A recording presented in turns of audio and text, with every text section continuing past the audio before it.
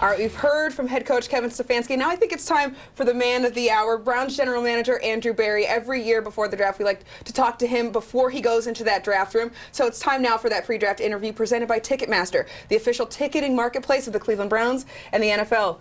Andrew, the moment's here, draft day. How excited are you to get that selection in and get that first new face on the roster? Very excited. It's been a long process, and I feel like this week has been a year in real time. It feels like just kind of we're hurry up and wait mode. So we're really excited about tonight. To see who the newest Cleveland Brown is going to be. We've done a lot of work on a number of these players that are going to go high in the draft, and we can't wait to see which one is going to be ours. Number 2 pick. It's a big one.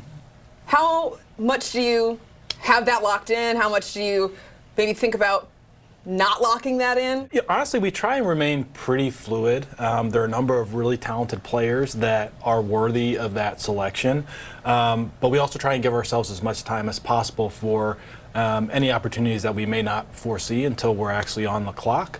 And then also, if anything ahead of us, changes the game board, so to speak. But we have a general idea of the guys that we like at that slot, and then just a matter of seeing, if anything else unexpected pops up before making a decision. You mentioned that number 1 pick is the only one ahead of you, but there are some teams behind you that might want to move up. Is that something that you're considering, the option to be flexible and maybe not pick it too? That's a great question, Cam. We always want to be opportunistic. So we don't want to be so narrow-minded as we go into any big decision that we would cut off avenues that would enable us to improve the team.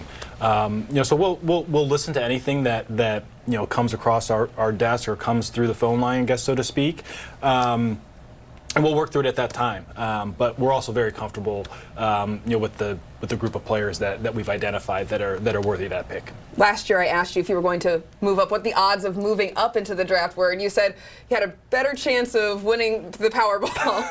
So I'll ask you candidly. Is there a better chance of movement this year outside of that number 2 pick, or is it kind of the same thing? Yeah, I'd say I think in the modern draft era, the number 1 pick has moved maybe 13 times. You may actually know that more than I do, Cam. But so I guess just by that history, it's very unlikely. You never say never. But I would say that with only one team ahead of us, like if we did movement in the other direction would probably be more likely. What is the philosophy for this team? It's always been kind of smart, tough, accountable. Is it changed? Is it different? What's this year look like for the Cleveland Browns? Yeah, so I'd say this, like for us, the baseline to bring a player in is they've got to be tough and competitive. And then we really want to encase them in an environment of hard work and strong work ethic. We still want to have the collective be smart, tough, accountable, resilient, and team-oriented. But when we bring players in the building, the bar they have to clear is that they have to be really tough and they have to be mentally and physically tough and they have to be really competitive.